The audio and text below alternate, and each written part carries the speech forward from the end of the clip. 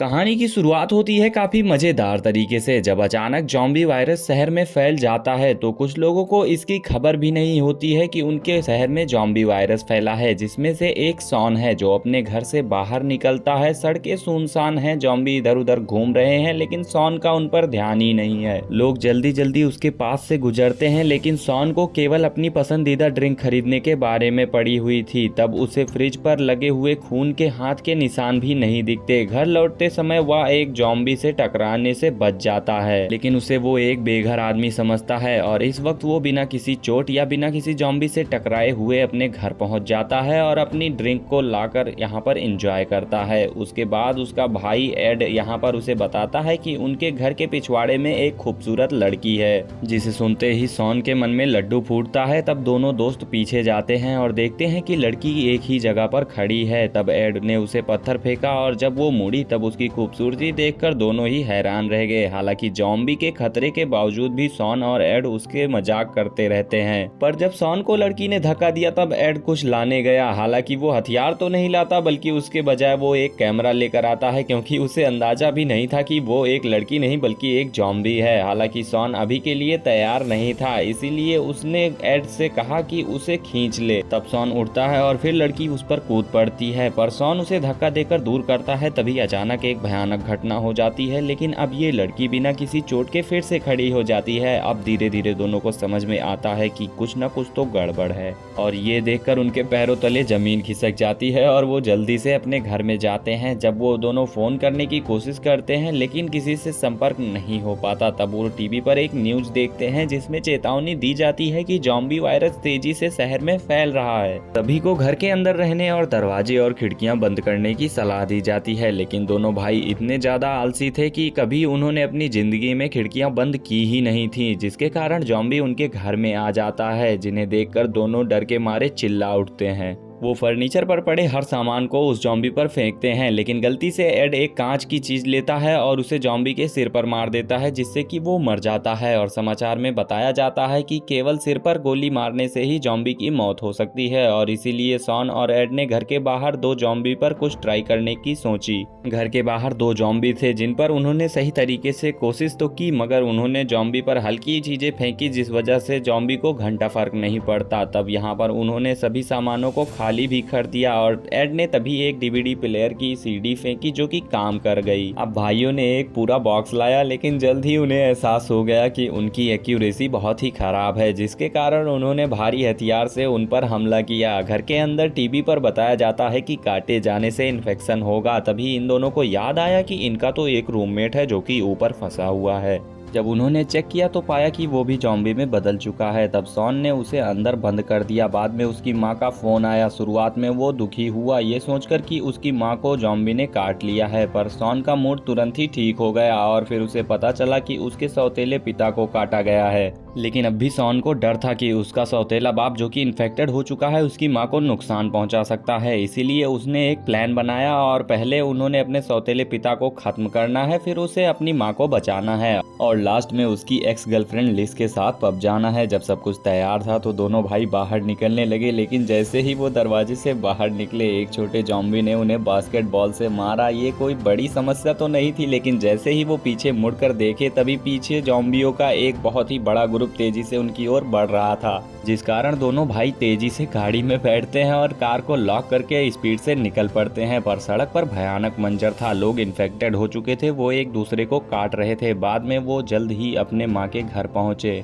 Shawn तुरंत ही अपनी माँ के पास जाता है और घर में शॉन की माँ उसे सुरक्षित मिल जाती है और उसने अपने सौतेले पिता को लिविंग रूम में बैठाकर बंद कर दिया। यहाँ पर शॉन ने अपने सौतेले पिता को मारना चाहा, लेकिन यहाँ पर उसे देखकर वो हैरान हो गया कि उसका सौतेला पिता अभी भी जाग रहा था, जिससे कि वो डर गया और अपनी माँ के बारे में सोचते हुए वो अपने पिता को भी अपने साथ ले जाता है। जिसके बाद यहाँ पर वो जैसे ही कार में बैठने वाले थे कई ज़ॉम्बी वहाँ पर आ जाते हैं और उसके सौतेले पिता को काटने लगते हैं। फिर शॉन ने उसे बचाने की कोशिश की और उसके बाद एक जॉम्बी को मारकर अपने परिवार के साथ कार में बैठ गया और तेजी से निकल गया। प्लान के मुताबिक सॉन लिस के घर पहुंचा, लेकिन वहां उसके 2 रूममेट्स थे और कार में कम जगह थी। सॉन की काउंटिंग में तो गड़बड़ी आ गई, लेकिन फिर भी उसने हार नहीं मानी और सभी को अपनी कार में बिठाया और ले जाने का फैसला किया, जिसके बाद सब लोग कार में बैठ गए और पब जाने को लेकर बहस करने लगे। सॉन ने देखा कि उसके सौतेले पिता जल्द ही जॉम्बी में बदलने वाले हैं, तो वो सब बाहर निकलते हैं और उन्हें अंदर बंद कर देते हैं। अब न केवल उन्होंने अपनी कार को खो दिया, इसके बाद यहाँ पर उन्होंने चारों तरफ से जॉम्बीज के बीच खुद को फंसा दिया। पर उनकी अच्छी किस्मत ये थी कि जॉम्बी धीरे धीरे चलते थे और तब तक ये पब में पहुंच सकते थे, क्योंकि अभी पब ज़्यादा दूर नहीं था।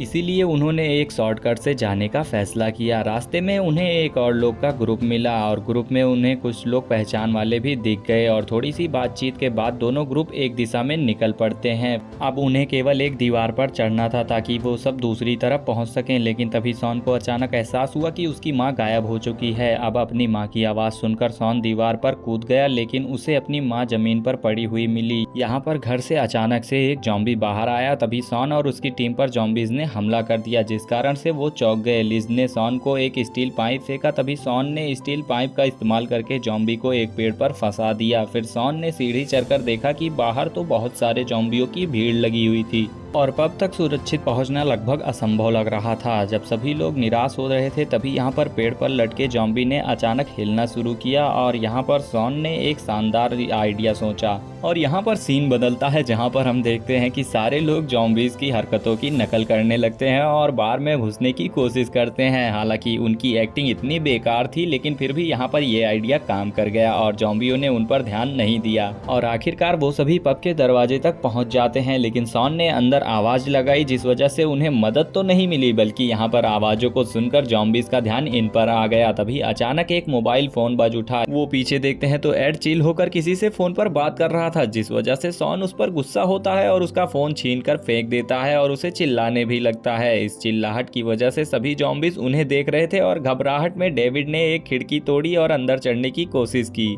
उन्हें भी इस बात का अंदाजा था कि जॉम्बीज उनके पीछे घर में जरूर घुसेंगे। इसी वजह से यहाँ पर सॉन आगे बढ़ता है और जॉम्बीज को अट्रैक्ट करने की कोशिश करता है और उसका ध्यान भटकाने में कामयाब भी हो जाता है। पर अंदर जब वो सभी लोग लंबे समय तक इंतजार करते हैं, लेकिन सॉन वापस नहीं आया और तब डेविड ने सभी दरवाजों और खिड़कियों को बंद करने का आइडिया दिया और सॉन की जगह खुद ही लीडर बनने की कोशिश की। लेकिन सभी लोगों ने महसूस किया कि उन्हें सॉन की वापसी का इंतजार करना चाहिए। लेकिन अब डेविड गुस्से में आकर दूसरों से बहस करने लगा। तभी जॉम्बीज से बचते हुए सॉन अंदर आ जाता है। बाद में वो रात तक पीने और बातचीत करने लगे, लेकिन जैसे ही लाइटें अचानक से चली गईं, सॉन ने जनरेटर से बिजली चालू करने का इंतजाम किया ताकि वो सभी टीवी देख सकें। तब यहाँ पर सॉन स्टोरेज रूम में जाता है और सॉन ने बिजली चालू की और देखा कि बाहर जॉम्बियों की भीड़ थी। तब सॉन ने तुरंत ही सभी को इन्फॉर्म किया, लेकिन एड पहले से ही खेल में मस्त था और उन्होंने यहाँ पर उसे रोकने की कोशिश की, लेकिन तब तक बहुत देर हो चुकी थी और खेल इतनी तेज से आवाज कर रहा था, जिस वजह से सभी जॉम्बीज को उनका ठिकाना पता लग गया। और इधर खतरनाक सिचुएशन में अचानक एक जॉम्बी बाहर आया, जिस वजह से ये लोग एकदम से थरथरा गए। तभी यहाँ पर स्पीकर से अचानक से संगीत बजने लगा, जिससे हालत और भी बदतर हो जाती है।